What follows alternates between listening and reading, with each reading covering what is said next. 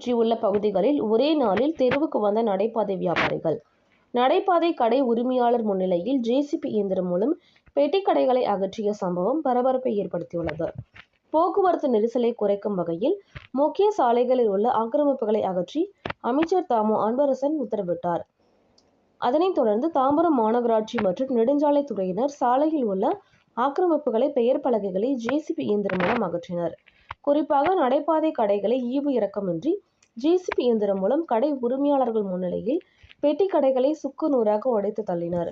கடைகளின் பொருட்கள் இருந்தபோதும் அதனை எடுக்க விடாமல் அப்பளம் போல நொறுக்கினர்.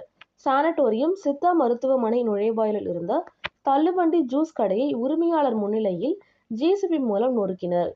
தாம்பரம் வட்டாட்சியர் அலுவலகம் முன்பு இருந்த 2 பெட்டி கடைகளை முடைத்து அகற்றினர். ஒரே நாளில் பல நடைபாதை கடை வியாபாரிகள் நடுத்தெருவுக்கு வந்துவிட்டதாக வேதனை. போக்குவரத்து நெரிசலை குறைக்க நடவடிக்கை எடுக்க நெடுஞ்சாலைத்துறையினர் குரோம்பேட்டையில் செயல்படும் முக்கிய வணிக வளாகங்கள் மற்றும் உணவகத்திற்கு பார்க்கிங் வசதி இல்லாமல் சாலையிலேயே நிறுத்துவதால் கடுமையான போக்குவரத்து நெரிசல் பாதிக்கப்பட்டு ஏற்படுகிறது. அதற்கு முதலில் நடவடிக்கை எடுக்க வேண்டும் என்று சமூக ஆர்வலர்கள் கோரிக்கை விடுத்தனர்.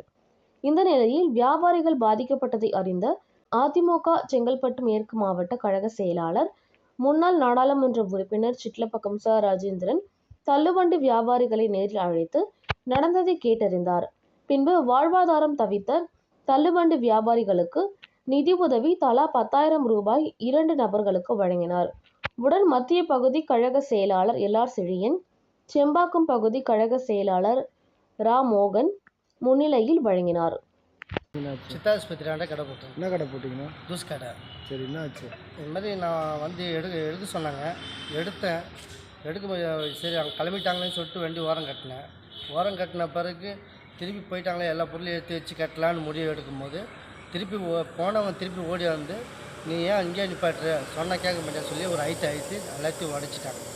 உடைச்ச பிறகு நான் எவ்வளோ சொல்லி பார்த்தேன், எங்கே உடைக்காதீங்க, அது வச்சு தான் பிழைக்கிறோம், நான் அன்னாட காட்சியாக தான் நான் அதோட வருமானத்தை வச்சு தான் எல்லாத்தையும் பார்த்து கிடக்குறோம், இல்லைன்னா அது வருமானத்தை இல்லைன்னா ஒன்றும் பண்ண முடியாது அப்படின்னு சொன்னேன். கேட்கவே இல்லை. நான் நீயே சொல்கிறது ஃபஸ்ட்டு எடுக்கலே இல்லை, ஃபுல்லாக அமுக்கி தான் ஆவேன் அப்படின்னு சொல்லி முறைக்கு அமுக்கிட்டு அவங்களோட புத்தி காட்டு போயிட்டே இருக்கிறான். எப்போ நினச்சி? காலையிலையா ஈவினிங்கா? கரெக்டாக ஒரு 3 மணி இருக்கும், 3:30 மணி இருக்கும் கரெக்டாக. அந்த ஈவினிங் டைமில் தான் எல்லா கடையும் வச்சுன்னு வராங்கன்னு சொல்லிட்டு தான் எல்லாத்தையும் நான் யாரை கட்டின்னு தெரிஞ்சும் நான் எடுக்கிறேன்னு சொல்லிக்குள்ளே அப்போக்குள்ளே வேணுக்குன்னு அதை ரொம்ப அராஜகமாக அதை உடைக்கிறாங்கன்னா அப்போ அவங்களுக்கு என்ன பண்ணலாம் எனக்கு ஒன்றும் புரியல. அந்த பதட்டில் தான் சரி விடுங்க சார்னு சொன்னாலும் கேட்கவே இல்லை. அதனால் முறைக்கு அமுக்கிட்டு அவங்க பாட்டுன்னு போயிட்டாங்க. உங்கள் பேர்?